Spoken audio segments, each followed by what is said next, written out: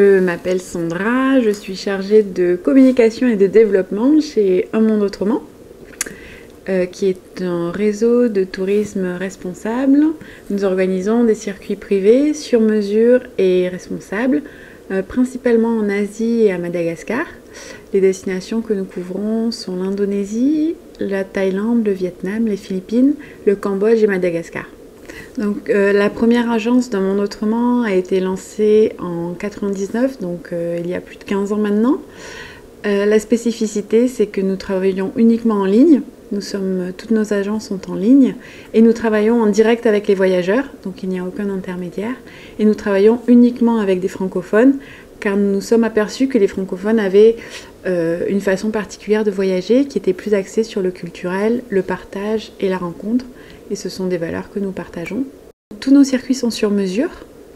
Nous proposons toutes sortes d'activités. Les voyageurs nous disent vraiment ce qu'ils veulent faire et nous nous adaptons à ce qu'ils veulent faire. Le but est quand même, en les accompagnant d'un guide qui est francophone, qui est local également, de permettre aux voyageurs de rencontrer la population. Ça passe par des logements chez habitants, ça passe aussi par des rencontres avec des associations. Comme ce sont de petits groupes, on ne fait voyager que des familles, des amis, des gens qui se connaissent.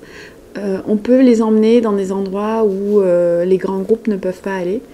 Et nous en découvrons tout le temps, puisque autre spécificité est d'être basé localement.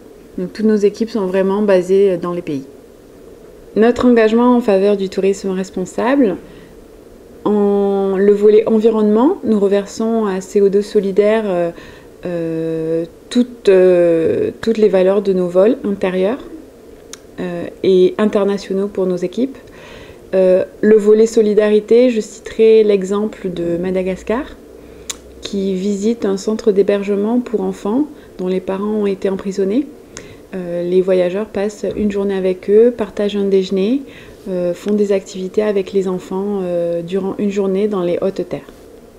Le voyage de demain sera sans aucun doute connecté, avec une grosse part d'immersion, je pense, et très spontanée.